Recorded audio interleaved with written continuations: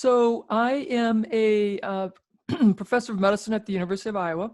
I do clinical research testing the efficacy of diet and lifestyle to reduce multiple sclerosis-related symptoms.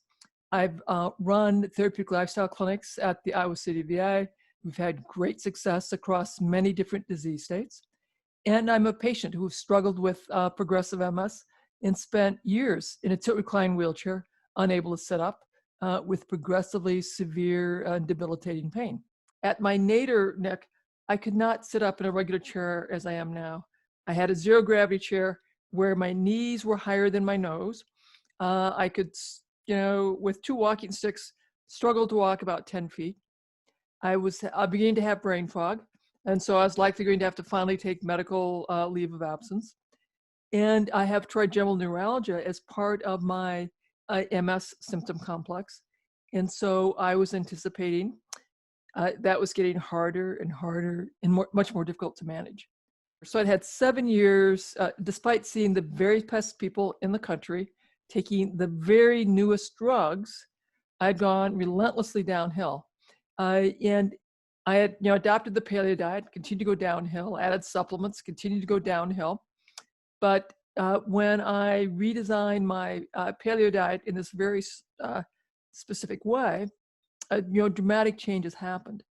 And so I created a diet and lifestyle program that is designed to get a better match between how our DNA evolved in the environment it expects and the environment that I provide my DNA in terms of what I'm eating, what I'm doing, and how I'm conducting my life.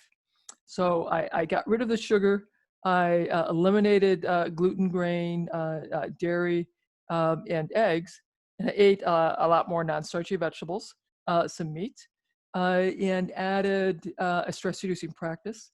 Within 3 months of this redesigned paleo diet, I was pain-free. My brain fog was gone. My energy was clearly improving, and my physical therapist could say, "You are getting stronger." I could sit up at the table to have supper. I could sit up at my desk. That was huge. And then, in 6 months in all of this, I'm walking around the hospital without a cane. And I get on my bike for the first time in 6 years. And, we have, it's very cute. We have this emergency family meeting where my 2 kids and my wife are deciding, can I really let me ride this bike or not? And we decide that my son will jog on the left, my daughter will jog on the right, my wife will follow up on the bike, and I'm able to bike around the block. My son is crying, my daughter is crying, my wife is crying, I'm crying. And forgive me, I began to tear up thinking about that because that was such a miraculous moment. Because I'd understood that with secondary progressive MS, functions once lost are gone forever. So it felt very miraculous then. It still feels miraculous now as I think back on that day.